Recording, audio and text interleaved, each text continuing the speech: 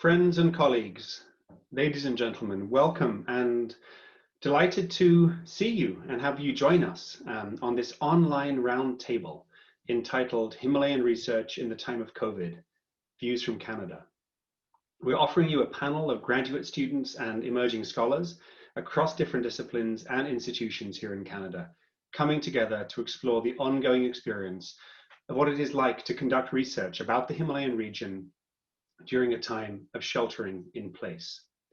My name is Mark Turin, and together with my colleagues Ratna Shrestha, Tiding Sakya, Catherine Hacker, Dagmar Schwerk, and Sarah Schneiderman, I am one of the members of the UBC Himalaya Program Steering Committee. Since this roundtable is being recorded, I'd like to state that I'm speaking to you on Friday the 13th of November 2020 from my home on the traditional, ancestral and unceded territory of the Hunkaminam-speaking Musqueam people in what is now called Vancouver, British Columbia, Canada.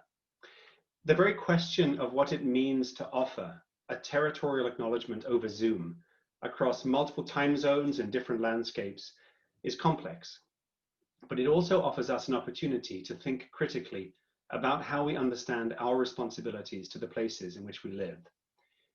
Here at the University of British Columbia, we have the practice of not only acknowledging, but also reflecting on our location on occupied Musqueam land.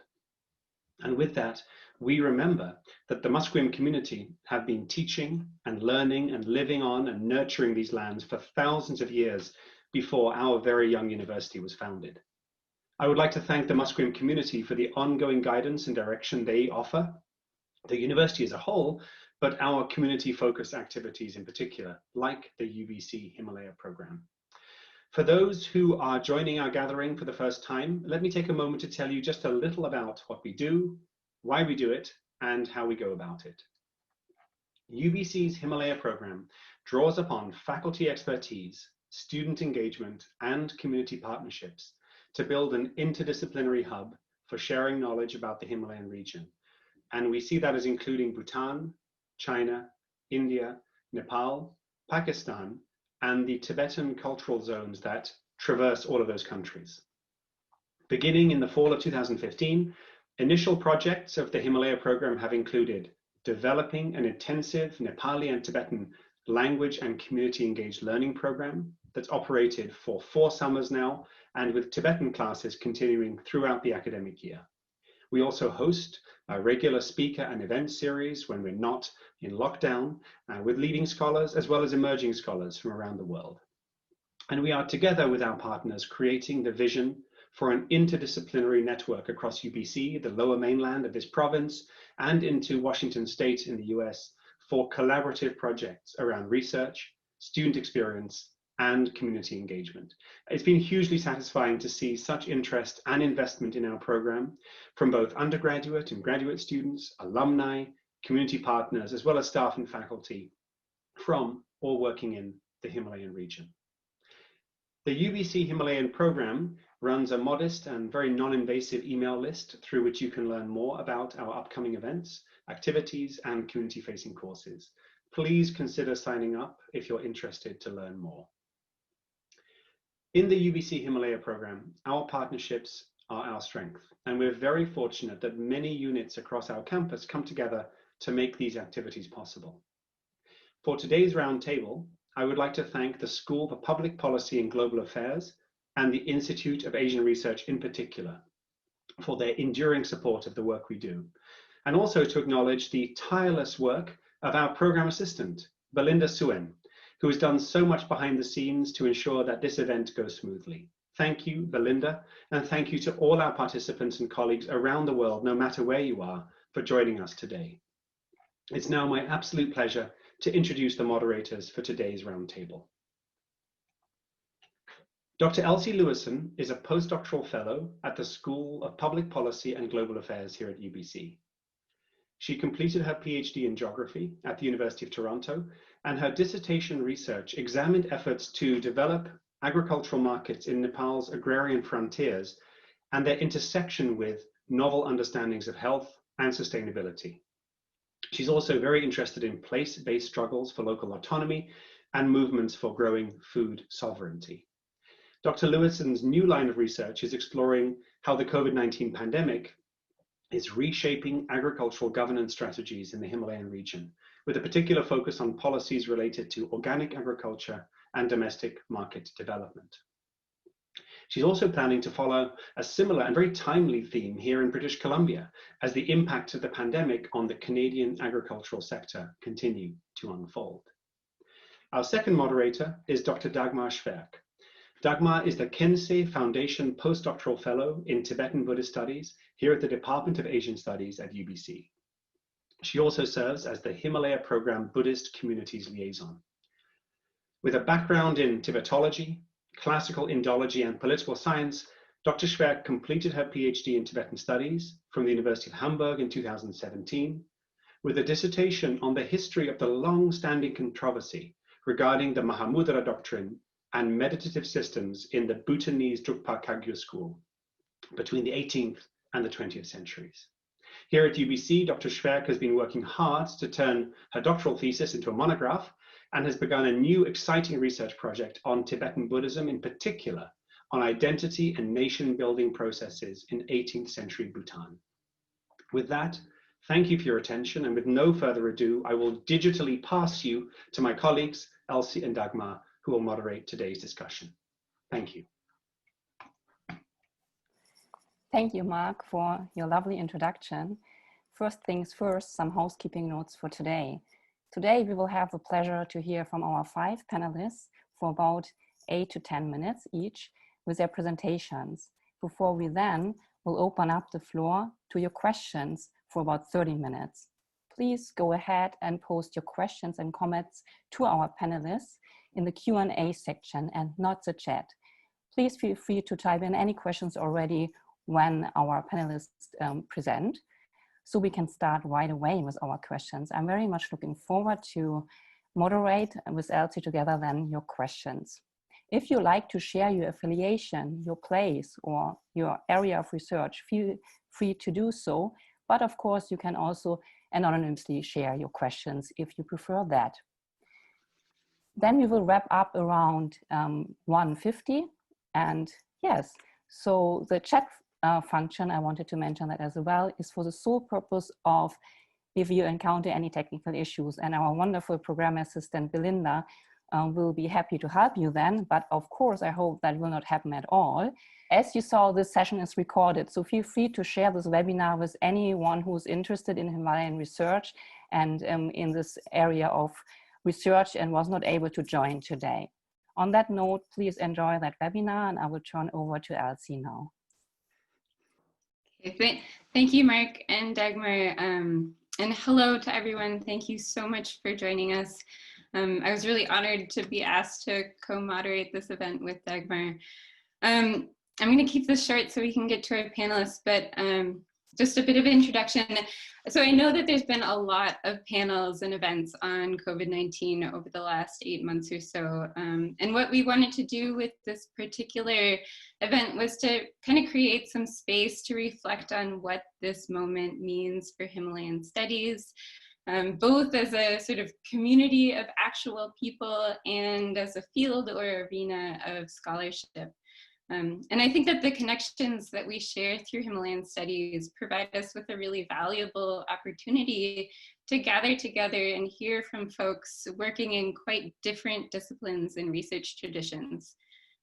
So we wanted to approach this topic through the lens of sort of individual scholar experiences, in part because we're all feeling really isolated from one another right now, and because the pandemic has really sort of shone a light on that sort of false distinction between our private and public lives. And I think demonstrated the importance of relating to each other as kind of full human beings.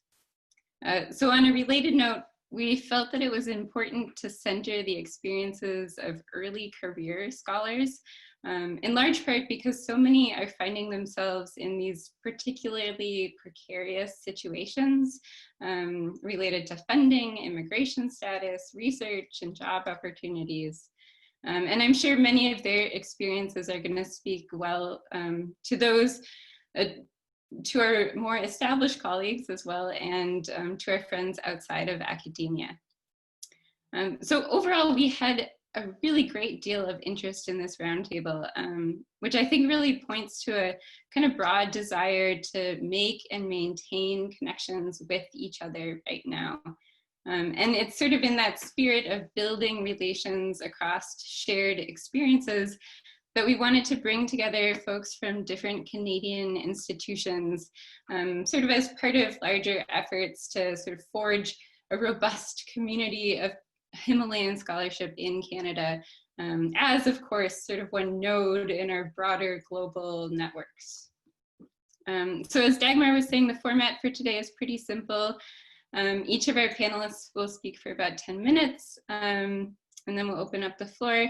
We gave our panelists the option to reflect on a few different very large themes, including how the pandemic has impacted their personal academic journeys, as well as their research and work, how their particular identity as a researcher is shaping their sort of perspective on the pandemic, and what lasting transformations in Himalayan studies they expect or hope to see. So obviously we can only kind of scratch the surface of these massive questions here, but I really hope that we can kind of see this event as part of an ongoing dialogue about how we can support one another through this intensely challenging moment, and also to think about the kinds of changes we want to see in Himalayan studies that are maybe inevitable, but also those changes that we actually want to see and want to make happen in the coming years. So with that, I'm going to stop talking and turn the floor over.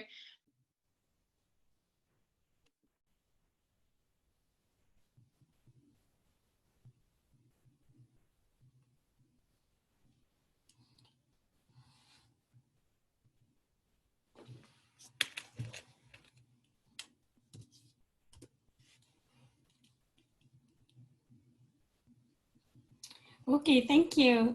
Thank you, Elsie. You were muted, but I thought that it was my turn to speak. Thank you very much for giving me this opportunity. I am here residing in indigenous territory of Haudenosaunee and Mississaugas of Credit at University of Toronto Graduate Family Housing as an immigrant and as a scholar from Nepal. For me, this is a really important moment in order to not only to connect, but also to work in this indigenous territory as an immigrant. I'm Sujata Thapa. I'm a scholar and women's rights activist with over a decade of experience working in different capacities in Nepal, South Asia, internationally, including in Canada. My academic and activist work has been to contribute towards building, strengthening, and galvanizing women's collective power for just and sustainable world, be in the capacity of chair of a Mabel Arts, a small arts organization here in Toronto, or working as an executive in my own local union at my university, or as an academic finishing my Ph.D. in planning program from the Department of Geography and Planning. It has been my work. And my research work situates broadly on the area of everyday mobility, urban planning, and human rights. Next slide, please, Belinda. As a feminist scholar, I believe that personal is political. As the pandemic hit early on, the emotional impact, it has an emotional impact not only in me. When I started hearing the news of the death of my extended families, my initial plan to sit down quietly to write over the winter, writing my dissertation went through the roof. Late February and March, early March, University of Toronto ordered to clear student residences in a span of a week. Many graduate and undergraduate students left university residences in a hurry. This got me worried about what I'm going to do with my family if I'm going to move from this graduate family housing. What many other international students are going to do. I started building network with the students across the campus, which ended up into International Women Students Collective in 3 universities in Toronto area. We were successful in, under this Migrant Student United Network, galvanized the campaign called Right to Shelter, and push back the university administration on the decision. This required me significant time on advocacy with local politician, media to ensure that student residences kept open for a whole of a spring and summer.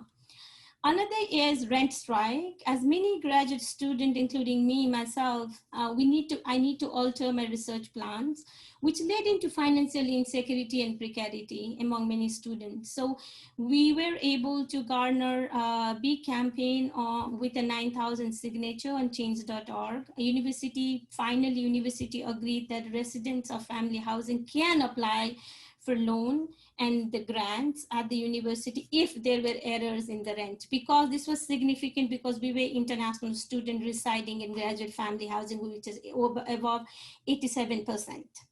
So it also opened me into an area of how precarious life we live. Another is, as a chair of a Mabel Arts, a community organization here in Toronto, and Mabel Arts, we were quick to respond to the food security needs of elderly and people living with multiple disabilities. This opened me with the whole world of hidden faces of urban poverty in Toronto. I came from Nepal, quite farmer communities, but the hidden urban poverty is something else. And it required the mobilization of 75 to 100 youth. Among them were unlikely groups such as Motorbike Club in Toronto, Bike Brigades, Bicycle Group, for the food delivery, medicine, and checking in as a person, just a phone call even. For past 9 months, we were able to garner support for above 500 families on the weekly basis, ensuring that no one goes hungry, no one lives an isolated life. As a scholar and a mother, I struggle with balancing caregiving, emotional support, giving emotional support to my extended family and homemaking, making sure that food is on the table, rent is paid, my son takes online classes. I scrambled around it, and not having a quiet space to study because the library was closed and I cannot even access the library. And more, I've been thinking that I've realized that how much we talk about gender equality, our societal expectation towards women as a primary caregiver hasn't changed. That was very much interesting and eye-opening for me. Next slide, please, Belinda. Thank you.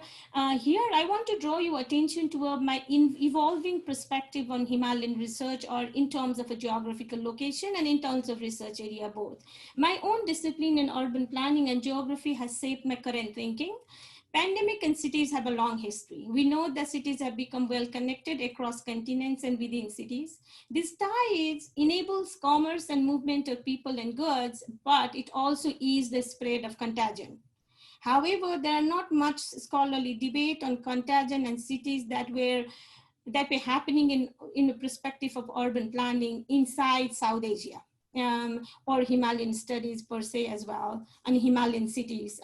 Cities in South Asia, such as Kathmandu and Kabul, where I have been closely associated with and work, are a hotspot of COVID spread.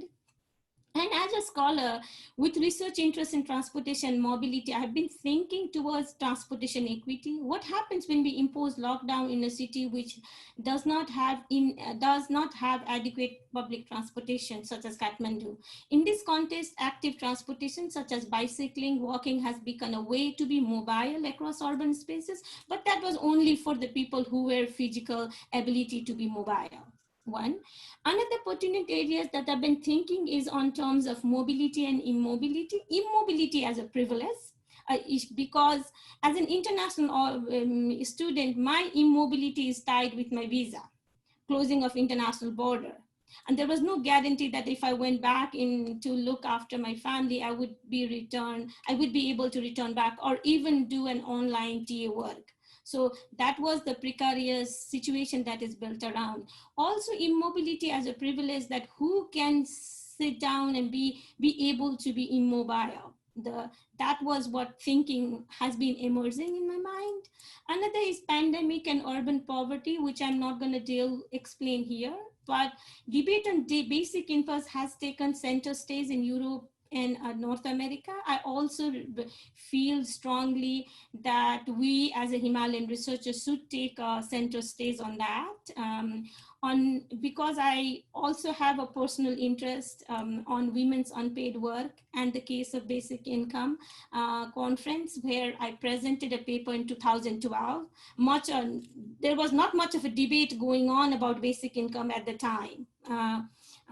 But to address inequality and to give a dignified life to the poor right now, when we're looking at the cities, that's the way to go. That's what I personally have felt, and how do we encourage that debate? And as a state has become quite dysfunctional dealing with COVID-19 and its implication, it is the community organization, informal groups, ordinary citizens who have stepped in to ensure the food security or track and trace, as well as providing shelter, which is the case of like Lily Thapa working on with the a part of a single women's initiative in Nepal, to various small initiatives from Jagori in Delhi. So we see a lot of community organization that has also stepped in here in Toronto as well. So that's one area to work on. And gender and pandemic is a pretty broad area thinking on red area, but I'm particularly interested to see on women's livelihood and COVID-19 and homelessness in Toronto and Kathmandu equally. Remote work and digital divide, I don't need to explain much, but remote work is a kind of a luxury, because as a Nepali immigrant here, I see a lot of other immigrant families who I'm quite close with, and they work in essential jobs and frontline workers. They do not have a luxury of remote work. Digital divide in South Asia is quite huge, which is also here. I ended up upgrading my internet from $45 to $90 per month. When I have a loss of income, when I have all this problem going on. So can you change the slide, Belinda, please? This is my last slide, and which is about new ideas and visions for Himalayan research. I particularly think a time is right now for South to South dialogue. Now we have seen that low income countries, Vietnam, Mongolia, have been successful in containing contagion. It's time we think not only of North and South support and dialogue, but on the South and South scholars. And pandemic has forced us to think beyond the cross-discipline work. Epidemiologists, urban planner, anthropologists, computer scientists coming together for a knowledge production. One. Another is networking for knowledge production. I'm really open to networking for knowledge production and debate with academic, activists, community members, and private sectors involvement. These are very open ideas and the visions I see emerging. I'm very open to new ideas and emerging thoughts. Thank you very much. Thank you so much, Sujata. First, you were really good on time. And yeah, I mean, I particularly think your point about needing to center South-South dialogue is really important. And I think for those of us based in Canadian institutions, it's maybe something to think about, sort of if and how we have a place in supporting those kind of relationships. So thank you. Next we have Ian Turner, who is also based at University of Toronto, but working in the Department for the Study of Religion. Great, thank you, Elsie. So I thought I would begin by more personal reflections on where I'm at in my program and how I've had to adapt to the changes that have come about from the pandemic, and a little bit about how my subject matter, my research specialty, has helped me to think through some of the things that I've experienced or that I've read about and that I follow, before then concluding with some of of my concerns. So beginning with how I've sort of managed, and end with how the concerns I have, both that might speak to other graduate students, but also to scholarship at large on the Himalayas. So just getting from the very personal. So when the lockdowns began, I happened to be in Brazil, where I had planned on being for about 2 months with my fiance. and right before we were going to come back is when the borders closed. And at that point, I was finishing my coursework and had planned on doing my exams by the end of the beginning of the summer, and then hope to be in Nepal from September kind of onwards for my long-term field work, or my prolonged field work. And my plan all along had been to conduct primarily an ethnographic study of Newar religious traditions and primarily of Buddhist traditions through the lens of domestic space and home life. And of course, you know, the great irony is that now with everyone spending time at home and getting quite sick of home life, is precisely the time when I have to be in my home and can't go visiting. And ideas of exclusivity and purity of domestic space have taken on a whole new valences. But I guess I had already sort of thought about, you know, this issue of commitments in Toronto for me, and wanting to do, you know, sort of the long-term presence that the kind of ethnographic work that I wanted to do required, and had sort of tried to already navigate those complications. One, by having an active online social media presence, both to maintain connections, but also as a sort of digital ethnographic field. And it even, you know, presented on some initial reflections on placemaking using things like Facebook and Instagram with some Newar activist groups.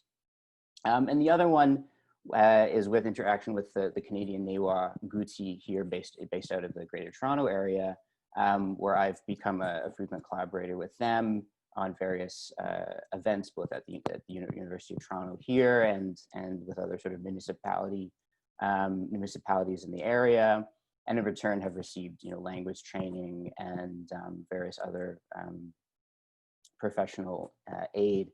And so certainly, you know, as internal or domestic limitations ease, that could be a way forward. But really, for me, has been a big switch, is a switch towards texts.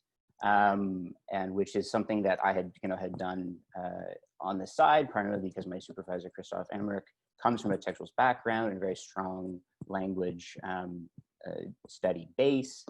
And so already I had been cataloging these, quite a sizable collection of these texts, these self-published texts by Newar intellectuals on a whole variety of topics from the last 50 years. And so really my research focus has shifted now to working with these printed works, and you know, now I'm even doing Sanskrit, which I never would have thought I had done. You know, it's quite a big shift, but you know, and I just fortuitously, I had last time I was in Nepal in the summer of August 2019. Is that right? Yeah, 2019. Had taken the time to pick up some manuscripts on house consecration and construction rituals, this kind of thing.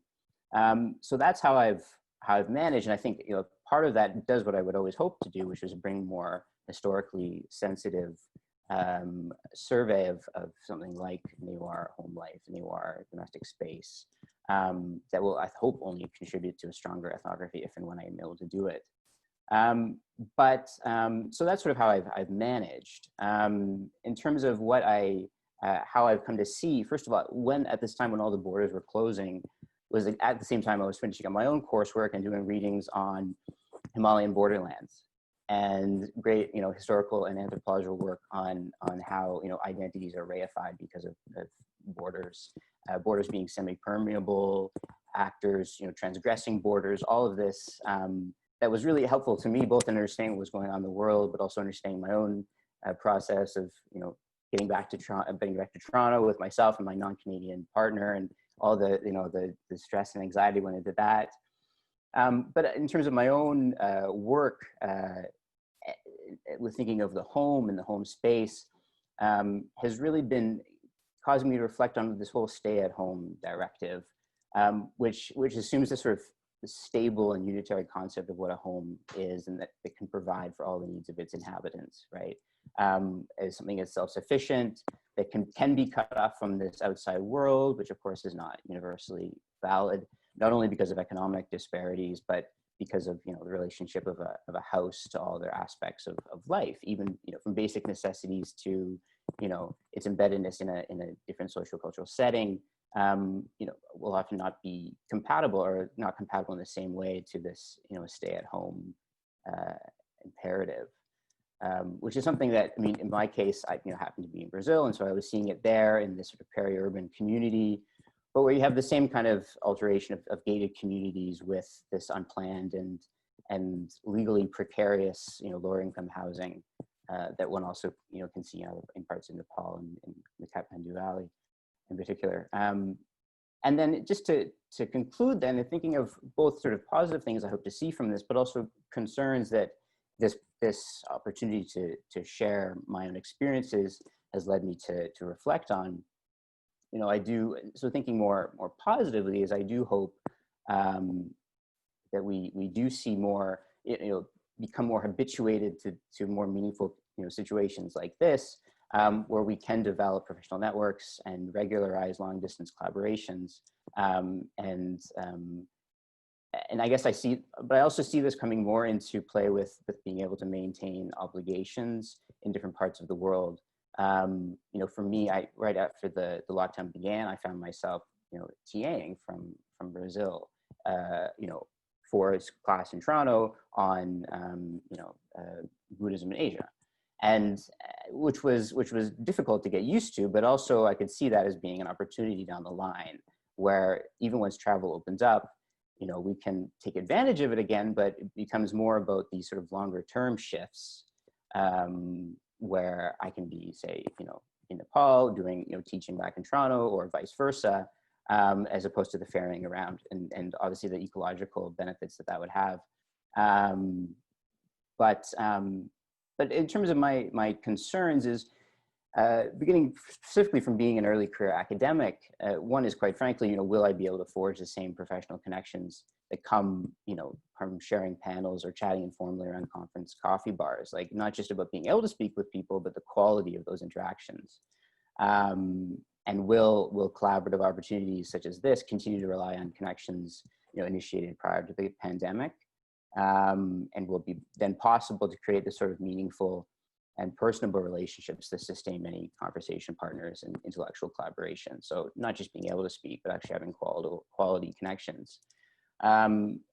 Also, in terms of thinking back on responding to a very unique set of circumstances that we're all facing right now, in making the best of this bad situation, will I find my own professional qualifications shaped by these contingencies, such as that I find my career in what hopefully will be a post-COVID world, directed not by my own inclinations or proclivities, but by the methodological allowances of this period, I think is one concern that I have. And then also, which speaks back to my first question, is one of how this distancing and communication across these things like Zoom calls allows for empathy.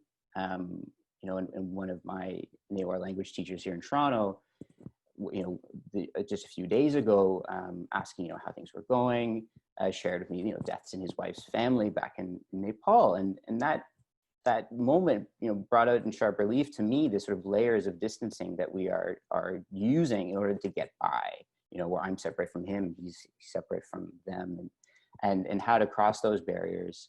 But then also in thinking of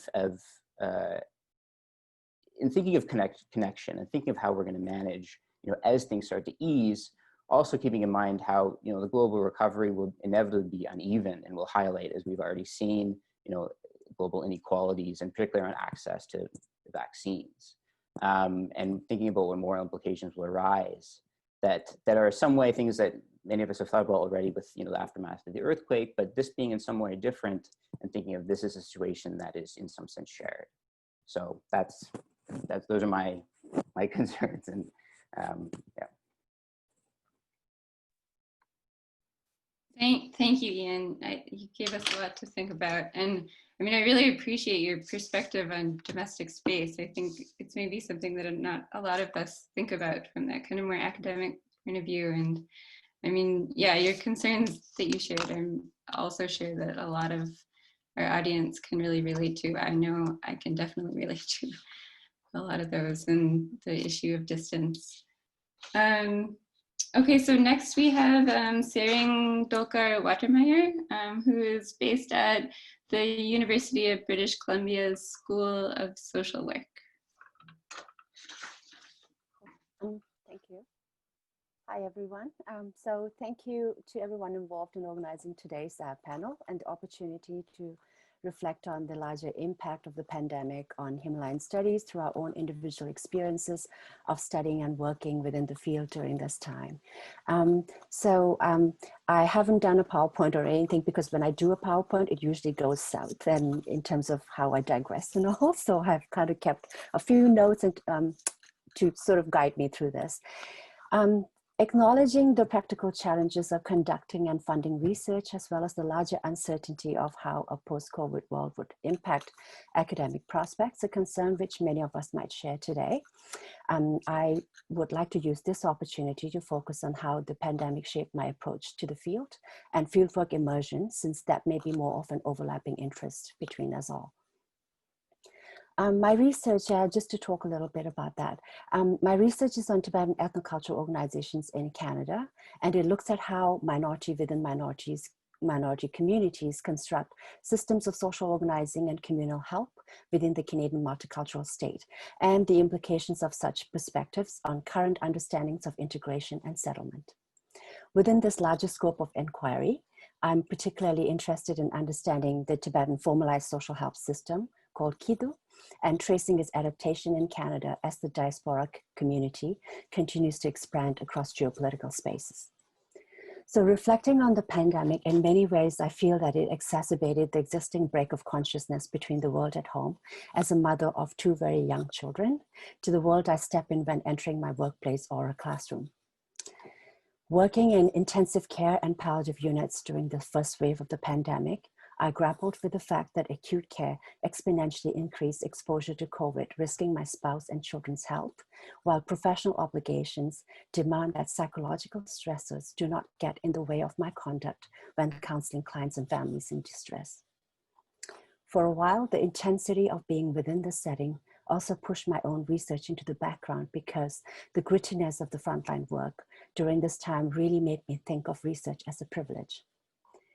Even when the new normal began to set in, I wondered about how to approach field informants or to participate in my study, to ask them to participate in my study when the world is in the grip of a pandemic. And of course, there was the public health restrictions around travel, large gatherings, communal events, which promptly shut plans to travel to Toronto for fieldwork, or my partner calls it the 2020 Momo trip to Parkdale. Then connected to these issues was the deeper fear of how the pandemic would impact field immersion and quality of work. And finally, I'd gone through several major changes in terms of the study throughout this Ph.D. process. My study was initially supposed to be in Qinghai in Amdo province, and then in India, and now in Canada. And at this point, I was feeling quite fatalistic about my academic journey. Then fate intervened in the form of shingles, and while recuperating from it, I had time to slow down and revisit my study plan. Looking for ways to move forward, Haraway's epistemological principle of situated knowledge, which emphasizes the researcher's embodied location in the research context, was a useful companion. It helped reinterpret how I see my relationship with the field and fieldwork by not viewing the pandemic as an external obstruction, but rather situating it as part of the field's specific historical, social, and embodied context, and having its own unique set of cultural responses within the communities of study. This shift elevated the cognitive dissonance caused by an attempt to hold on to or mimic pre-pandemic standards and interpretations of the field and fieldwork immersion. So visualizing thus also helped to see how the field as a living entity molds and shapes its structure to the pandemic and confronts previously hidden or overlooked aspects of its diverse self. For example, the various social media platforms such as Facebook, WeChat, and WhatsApp feature prominently in everyday life of individuals, groups, and organizations, but fieldwork thus far have not dealt with Tibetan online culture, narration, and representation. Liaising and conducting interviews online revealed facets of the cultural field in which I claimed pre-existing experience as an ethnic Tibetan woman that I hadn't initially considered, and offered a degree of freedom and control for my participants to set their terms and conditions as well. Overall, the transition made me consider aspects of the field and what immersion means that were previously hidden or overlooked by traditional understandings of space. And as universities were forced into rapid and vast-scale expansion of online learning communities, despite the steep learning curve and adjustments needed, and I experienced it firsthand as a sessional instructor at the time, I think it made it more equitable at the same time for those with mobility issues, caregivers of children and other dependents to access learning. It afforded me the opportunity to listen to lectures, webinars, and panel discussions of diverse Himalayan scholars across universities and regions. While the extent to which one can incorporate these learnings is debatable, given the disciplinary parameters or imposition of the larger academic structure, it alerts you to the relentless intersectionality. I'm quoting Dorothy Smith here, with the field of within the field of Himalayan studies, and psychologically keeps you engaged with the larger community. In relation to this, I do hope that we can continue with online learning platforms and develop it further to include talks, panels that would be of interest to the communities at stake. I mean, on speaking about my field sites, as you know, they are newer immigrant communities and many families work more than a job and live further away from UBC campus. So the pragmatics of attending in person is often a stretch, even if they are otherwise interested in an event or a talk. Therefore, not being restricted by travel and transportation or any such logistical concerns, or even enrollment in a specific discipline or a university, which I think is also, again, speaks of the type of certain socioeconomic privilege, you know, that you need to be, that afford to do that, provides community members opportunities to access scholarly material and ideas, which makes learning a reciprocal process just beyond the life of a study. And I hope that this platform will continue to remain a positive outcome of the pandemic, and that it will lead to more active connection between Himalayan scholars and practitioners. So thank you. That's about it. Yeah. Thank you, Sering. I'm really grateful that you can be with us and kind of bring your perspective that bridges academia and your professional social work experience on the front line, as well as your kind of positive reflections on the role of our online connectivity these days. So thank you. So next we have Chulthim Gurung, who is based at McGill University's Buddhist Psychology program under the School of Religious Studies. We're really excited to have you with us. Okay, so yeah, before starting my part of the discussion, I'd like to thank UBC Himalaya Program for inviting me as a panelist to share my experience of COVID-19 pandemic. So yeah, I'm joining here from Burnaby, Metro Vancouver, Canada. Yes, as I'm introduced, my name is Chulthim Gurung. I'm also known by Mriti. I'm second year PhD student at McGill University, study under the School of Religious Studies. My main supervisor is Professor Lara Brestin, and co-supervisor is Professor Tubden Jimba. My research topic is Buddhist psychology, broadly speaking, and then I look closely to the Abhidharma literature. You will know at the end of this talk how it is related to the pandemic, COVID-19 situation or this talk. Besides being a McGill's PhD student, today I'm here with you as an international student in Canada, belong to the Himalayan community. This gives me more reason to participate in this roundtable discussion on Himalaya research in the time of COVID-19, views from Canada. I learned the first news of COVID-19 as a deadly flu epidemic on the 25th of January 2020. But it affected my life personally on the 13th of March, when McGill announced to close its campus for 2 weeks. As you see on my slides, the yellow highlighted page was from McGill's website, since then to the present day, I struggle to deal with new normal. I hope the audience can see my single slides. Sorry, I didn't prepare many slides. I thought this is a short talk discussion. Okay, however, so I'm going to talk here briefly about the COVID-19, how COVID-19 has affected my academic life in 3 impacts and 3 challenges. As you know, I mean, like as some of you may familiar with the Buddhist concepts, the triad or 3 sets are very common in Buddhist concepts, so that I use these, the 3 sets.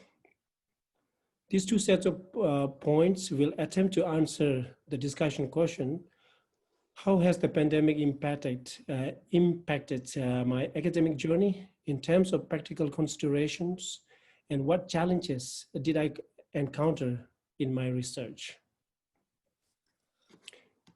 Okay, so the first impact is about the interrupting my registered course when pandemic evolved. It was in the middle of 2 courses when McGill made the announcement of closing its university due to the COVID-19. I was learning so much from the 2 courses. Although difficult, I found them meaningful research tools that I can apply in my own research. But the classes had to stop. After 2 weeks, things come back differently. Instructors held the classes virtually through Zoom, but it was too early for us to adopt the new system. So the courses were shortened to the final exam. The worst thing was not knowing my future, how I'm going to handle my studies or where my study leads to. So the second impact is forced to reschedule my 2020 travel plan. Before COVID-19, my initial 2020 summer schedule was first finish the winter term in Montreal by May 2020, then fly to Vancouver to participate in my graduation ceremony, and spend 2 weeks, 1 week holiday there, then fly to Europe for conference and teaching program for 2 months, and then visit Nepal for 1 month to see my mom and my friends and gurus, teachers. But COVID-19 not only canceled my travel plans, but it also gave me a new travel schedule that was not expected. The cancellation of my summer Europe program not only jeopardized my summer schedule, but also endangered my financial state. This will lead me to the talk a little bit about my financial impacts as a third impact. International students don't get Canadians funding assistance for COVID-19, although they have been taxpayers. I think everyone knows about that. I was happy when first I heard about the funding support of Canada Emergency Response Benefits, or the CESP, or student benefits. But it didn't mean for the international students. My Europe Buddhist lecture series is crucial for my finance, as I mentioned. I traveled to around 15 Buddhist centers. Those centers and participants offer their every session donations, which financially helps me to support my academic year in Canada. But the program was canceled because of the COVID-19. On the other hand, I was already late to apply for a summer job. I could have applied to the summer teaching job at McGill, which the application deadline was closed by March. Then I called to my friend, Tenzin Punjok in Toronto, asking if he could give me the free accommodation for some time. He said he was happy to accommodate me. He further said, I can live with him as long as I like. This solved my basic problem of for summer. Although I managed to avoid catching COVID-19 by my vigilance or by luck, the new normal put me in new challenges which I've been dealing with so far. Those challenges are again summarized into 3 in the following. I moved to Toronto supposedly for 3 months and then should be able to return to Montreal for the new academic session. But seeing the rapid spread of COVID-19 in Quebec, I thought it would be wiser to stay back. Also in May, McGill announced that its fall semester 2020 would be conducted via remote learning, which confirms that I don't have to go back to Montreal for my studies. Speaking of my challenges for the research, first of all, I don't have physical access to the academic libraries. That has been challenging for me. I've been preparing my comprehensive exam, so most of you know how many books one needs. I'm a McGill student, so during the COVID-19, since I'm not in McGill, other universities such as UBC and SFU don't allow outsiders to borrow their books. Many books are not in electronic format. I try to organize to get those books through my friends in UBC and SFU, but often failed. Another research challenge that I have is my study environment. I cannot study at the same place for too long, especially at my bedroom. It is so tiring for me to sit on the same chair every day without a changing place. Before COVID-19, I often go to a library or cafe. But now, public libraries allow only for a short time a visit to print or pick up books. Cafeterias are either restricted for sitting or provides limited chairs. These days, I'm really struggling with how to make time productive. Sometimes I sit in front of my laptop in my room for so long, but getting nowhere. However, when I listen to my previous talk from Tsering, I should be not that difficult since I'm a bachelor. But I think everyone has a different challenges, so this is part of my challenge. Okay, then move to the second challenges, legality pressure for international students in Canada. I'm fortunate that my legal documents, including study permits, were renewed in August 2019. So I don't have this pressure right now, but I have a fear to travel outside of Canada because not sure if I will be allowed to return here for my studies. I even thought once that it would be practical for me to live in India or Nepal in order to save money. But I can't go there mainly because of the COVID-19. Nowadays, India and Nepal are badly hit by COVID-19, so there's no point to think about that.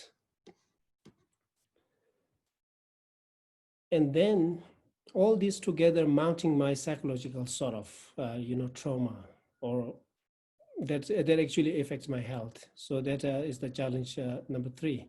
When COVID-19 started in March, I experienced the unusual situation in Montreal. My psychological world was shifted. I felt insecure, empty, and meaningless in doing regular things such as studies.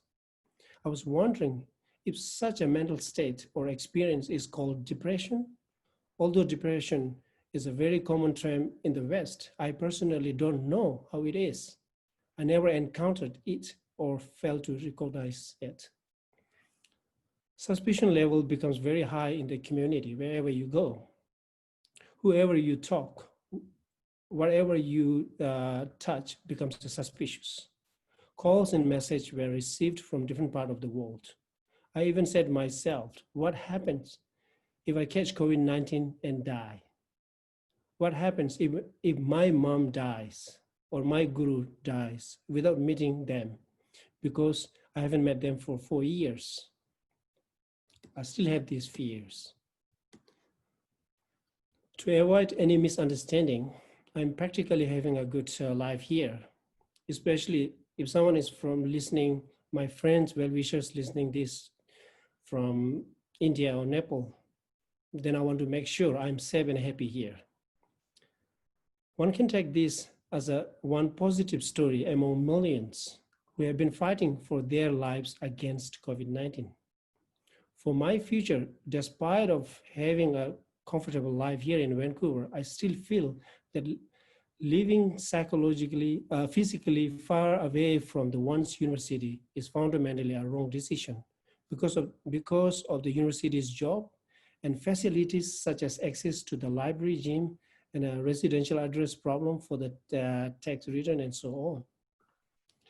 But COVID-19 controls my schedule, not me. So I follow the rhythm of the situation.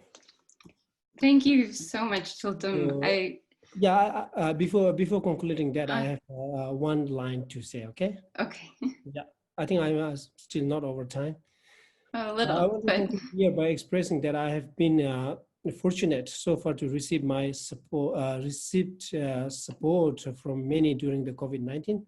I'd like to thank all of them from the depth of my heart. Among those supporters, I'd like to name a few: Great Tibetan Himalaya, Quebec, my tax organization, my supervisor, Professor Lara Bresson, co-supervisor, Professor Tubden Jimba, my Ph.D.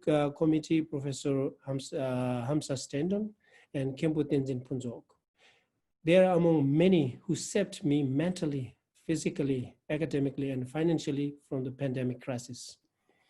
Last but not least, once again, I thank you so much to Himalaya Program for giving me the opportunity to share my journey with COVID-19 here. I pray that may this world be soon free from COVID-19. Thank you to the virtual participants. And this gives me more reason to study Buddhist psychology. Thank you. Thank you so much. I mean, I think you spoke really eloquently to the feelings of sort of not sure what to call it, but depression and anxiety that a lot of us are facing right now. So thank you very much. So last but not least at all, certainly not least, we have Bicram Rijal, who's coming to us from the Department of Anthropology at Simon Fraser University.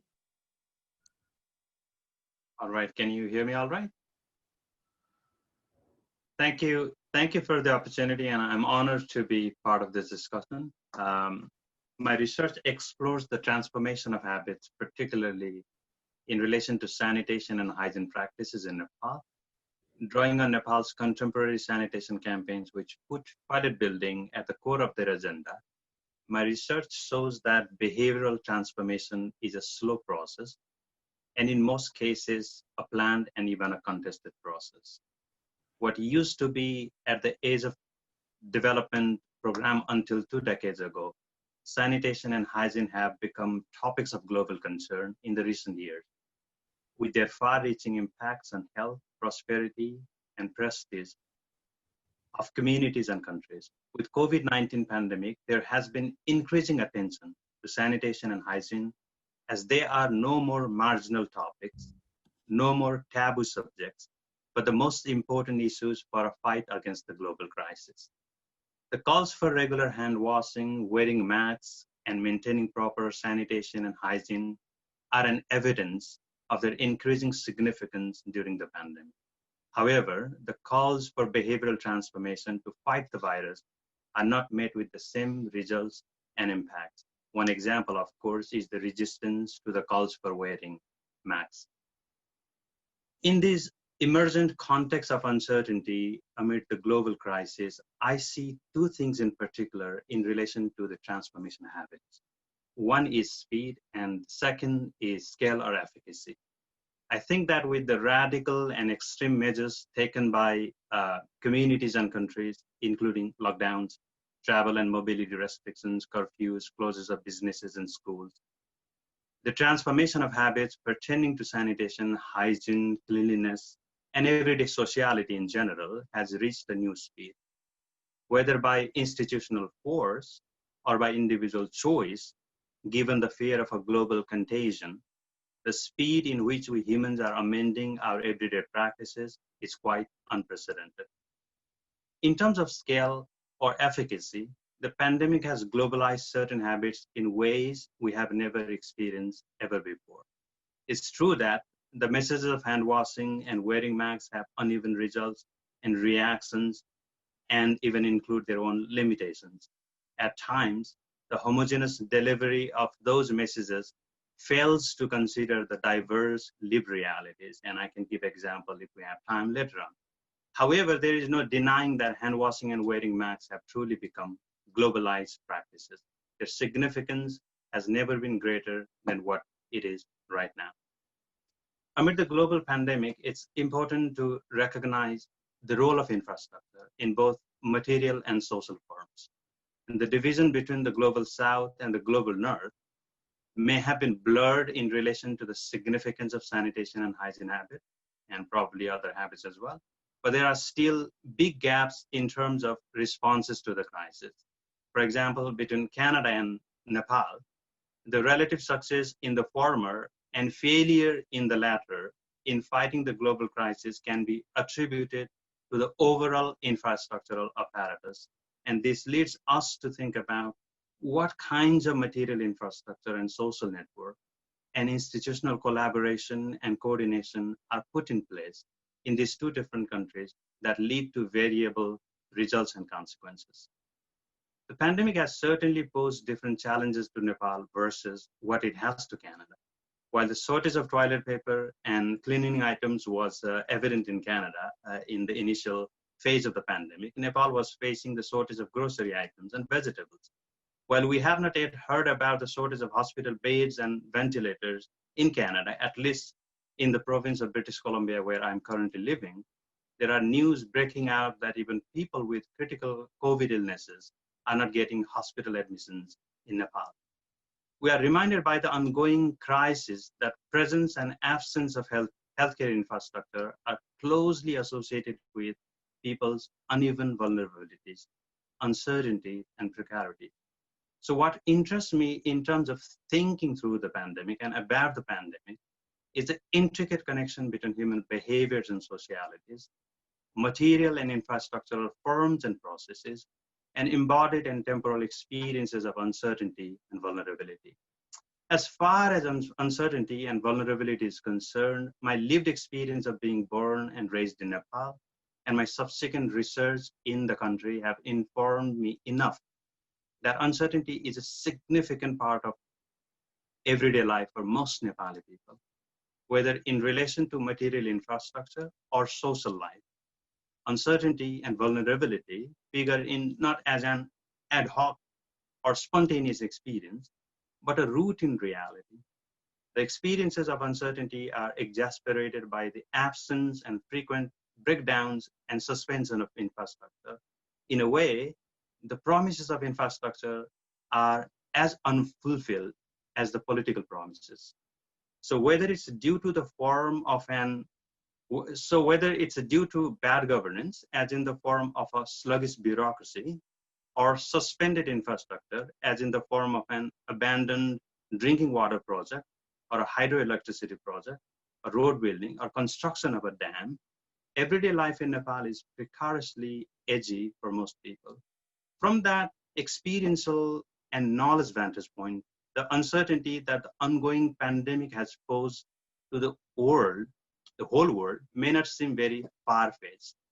From a position of marginality, the experiences of social distancing do not appear to be new practices, but instead are deeply embedded in the embodied histories of the marginal subjects, whether in relation to Dalits or minority ethnic groups in South Asia, or Blacks in America, or women worldwide. The encounters and experiences of social distancing, or we can also call social exclusion, are part of a long history. Pandemic has certainly challenged our taken for granted understandings about varied lived experiences. I think that the pandemic has made the people living with relative comfort realize that water crisis, problems of sanitation and hygiene, inadequate healthcare infrastructure are real among a large section of global population, and they put a heavy toll on vulnerable people. In terms of political manifestation of the pandemic, I find it interesting for how it is leading to new dynamics of citizenship. And of course, my research involves thinking about that as well. Certain social and bodily practices are associated with who becomes a responsible citizen and who becomes a disobedient subject. For example, the new contexts have emerged in which those who buy into or neglect the government's framing of the pandemic as a problem that could be contained within simple and modernist narratives, such as hand washing and hygiene, are then respectively divided into sanitary citizens and unsanitary subjects. And I'm, of course, drawing this notion from Charles Briggs and Clara Briggs. The pandemic has certainly helped create a new list of good and bad behaviors too. The simple act of wearing or not wearing a mask has, in certain contexts, served as a political divide, and in others, a threshold of morality. The COVID-19 pandemic is a complex reality. It has multiple manifestations, from bodily to social to public health and political. The in-depth understanding of it requires rigorous methodologies and conceptual frameworks. With the processual and contextual methods of ethnography and anthropology, which I study, we can get to the root of the issues and explore their variable yet interrelated contexts, meanings, and consequences. These methods will help us explore not just the forms or patterns of behaviors, but also the processes through which these behaviors come into being and transform. Thank you. Thank you, Bicram. Yeah, I really appreciate how you can put the sort of current experiences and practices of social distancing in this sort of longer historical and broader geographical context. And if anyone hasn't read Bicram's writing on the COVID-19 pandemic, I encourage you to go find it online as well. So that brings us to the end of the sort of presentations part of the session. And once again, I really appreciate all of our panelists. And we would like to move into, well, I'll hand it over to Dagmar to kind of take us into the next part. Thank you, Elsie, and thanks to all the participants for, yeah, the insights into your research and also the personal journey and challenges you had to react to. And I really, it was really, for me, very insightful, firstly, because of the different disciplines it was covering, but then especially because the connection of our research as people doing research on the Himalayan area and the connection to our personal life and the challenges is so closely connected, I feel. So, and it's such a diverse answer, which came from you all participants, focusing a little bit more on the research itself with partially already adaptations and direct involvement and tackling issues of the COVID crisis. And on the other hand, also the personal journey. And I feel also the importance of the human behavior and to stay connected, and what the personal relations, that they are so important in this academic journey we have to all, we are challenging at the moment. So with that, I would probably like to ask you if you would like to respond to each other.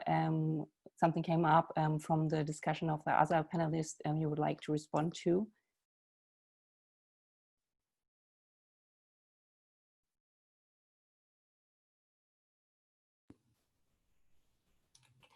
Sujata, please, yes. Okay, go ahead. So as a panelist, we all are emerging scholars, and there is a precarity, and our own challenges are very much similar as it is. And being a woman with Sering and mine, bringing that gender lens as a family mother was so pertinent for us. So I was just looking and thinking in terms of, even though we come from very different disciplines, that's where we converse in terms of challenges and our personal context. Most of us are international students as well. So our own precarity is built around that visa issues. Where do you lie into, right? So it's an interesting to see it. So I'm just acknowledging it. And I'm sure that among a lot of attendees also, that is the case. Thank you. Can I add to that?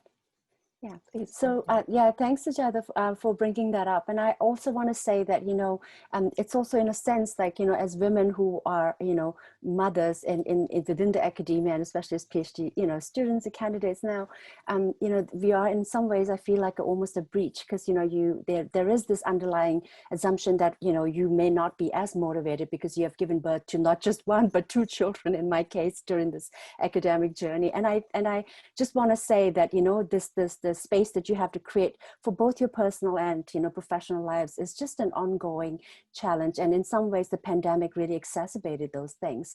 And then speaking about marginality, like, you know, I think you, Sujata, mentioned the mobilization that's tied with your passports as an international student. And I also get, you know, going beyond that, as Tibetan, I feel like, you know, and someone from Lhasa, you know, I live in this liminal world where my world is not accessible to me even without the pandemic. Like, I started off this journey thinking that I was going to work in Tibet and work with, you know, the nomadic community, where I had actually begun my experiences on the ground, you know, back in early 2000.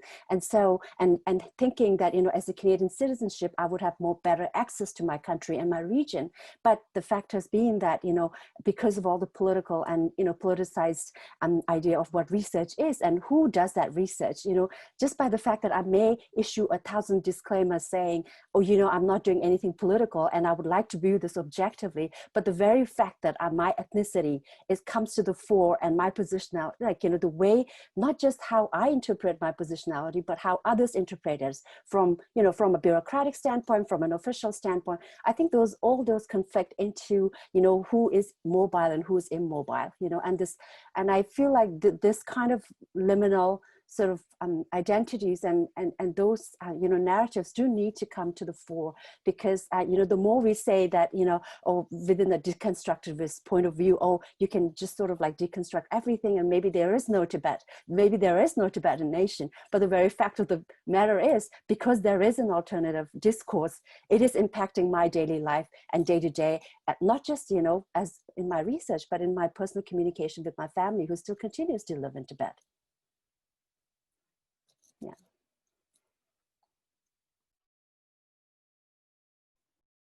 Ian, go ahead.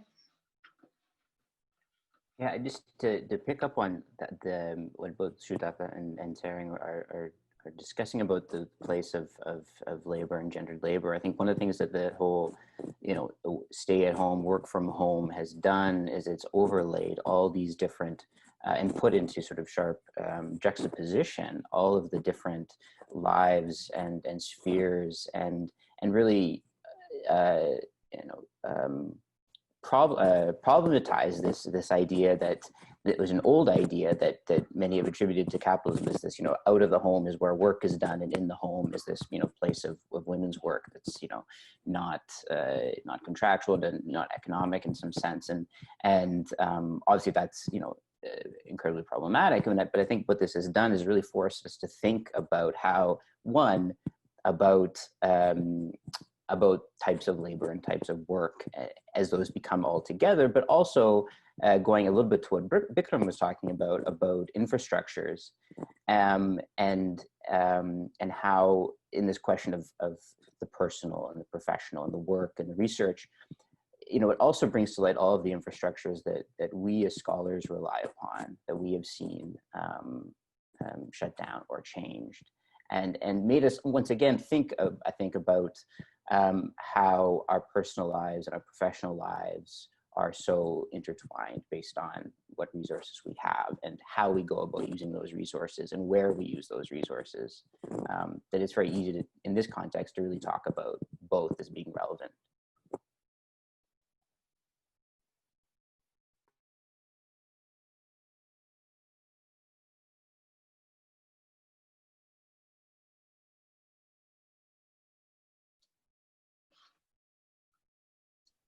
So I see we have a question from Carol McGranahan. Thank you for that. So I will just read it and then please go ahead to respond to that. Thank you everyone for your presentations. My question follows from something Tsering Jolka said that one benefit of the current moment are online events such as this. I agree entirely. We have created new ways to connect online that feel positive and productive, if tiring at times. And it seems like this is something we can continue once the pandemic is over. Research, however, feels different. Some scholars have shifted the location or topic of their research. We witnessed this today, right? So like very constructive and creative ways already. That was my addition, sorry. Some are trying to do research at home about somewhere else through the use of online archives or social media. And yet, unlike online talks and roundtables, I'm not sure that we have landed on any newly transformative research practices during the pandemic, especially those of us who are field workers. My question is, do any of you feel that you've had any methodological insights or innovations in this moment that we can carry forward with us post-pandemic? Thank you so much, Carol, for the question. I also would like to know about that.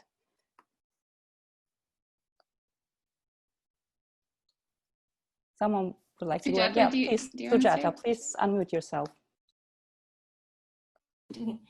Regarding my new methodology emerging, I can't say it's as a methodology, but a interview method, in the sense my key informant interviews is still was delayed, but I work in an urban area, which is the Kathmandu Valley. My field work is in Kathmandu Valley, and that has given a much more digital access.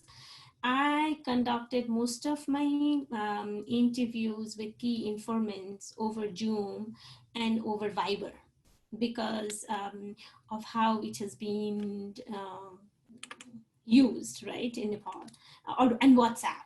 So I particularly felt that that is one technological mediation, even the virtual interview. And most virtual interview has been much informative than when I was there, right?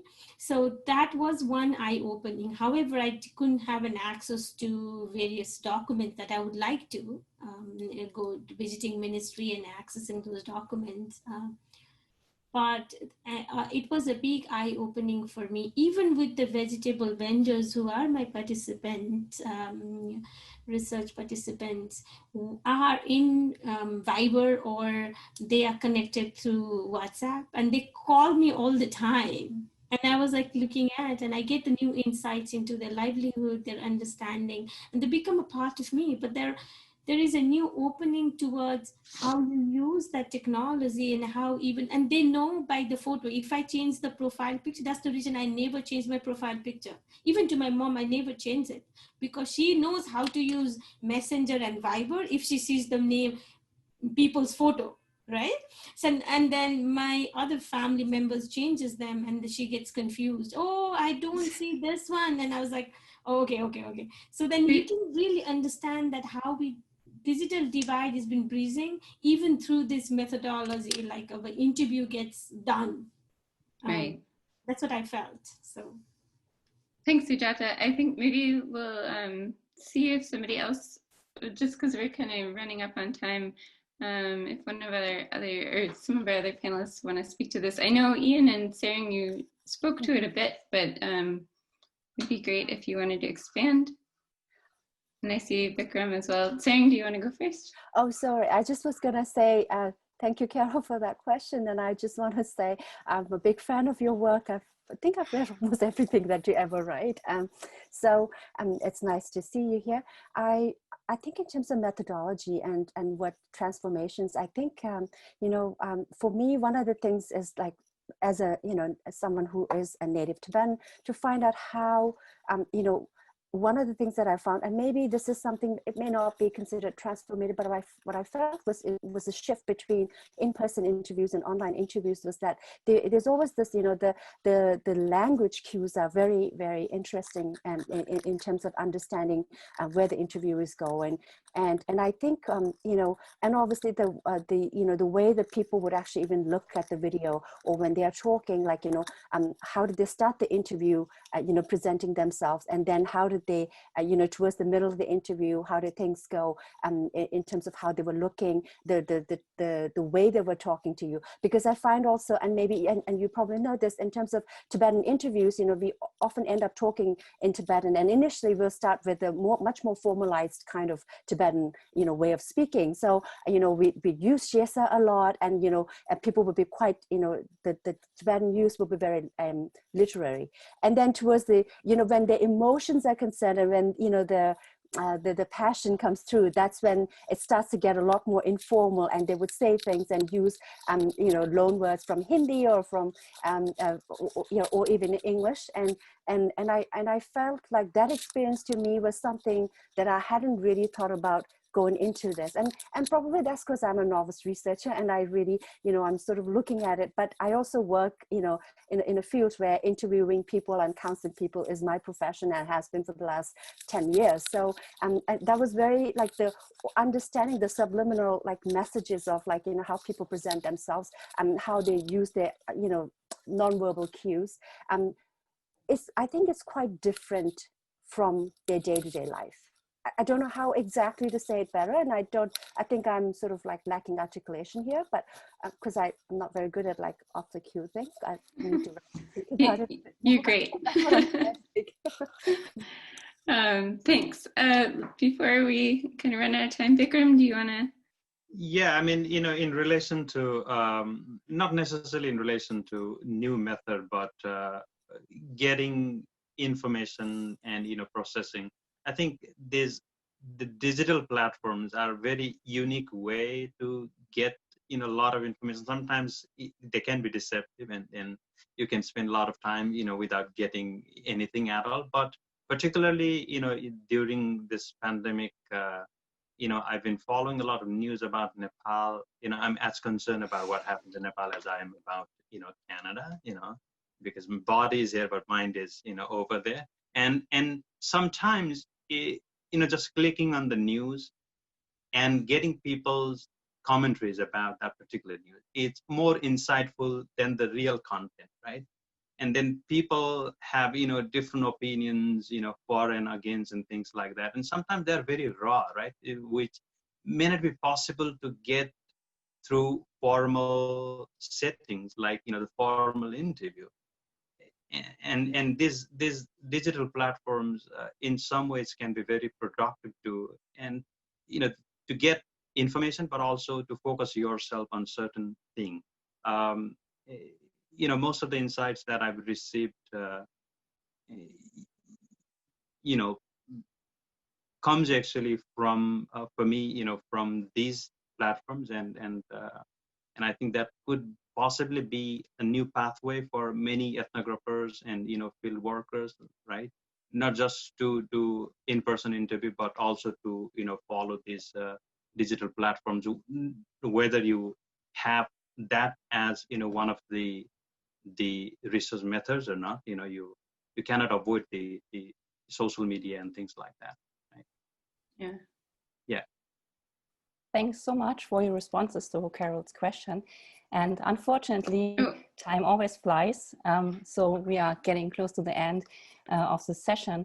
And I think it's a good ending point as a future starting point, exactly the question of like deepening the conversation. So learning about our research, and we learned a lot from your research and your personal journey, but then as well asking further questions of how does the dialogue go on, of really talking about methodology and theories and what comes out of that. And this we can only start if we stay, if we have this initial come over this initial hurdle to know the research and then going from there. And so it's great we made that start today, especially if I may have the personal or add the personal note of that I'm a textual scholar. So like when I heard about Ian learning Sanskrit, or we also access field sites, even we are textual scholars. So like, especially the setting of having the different scholars from the fields of geography, social work, in communities, at field sites, in the academic research, in the textual research, then in Buddhist studies, in psychology, and so forth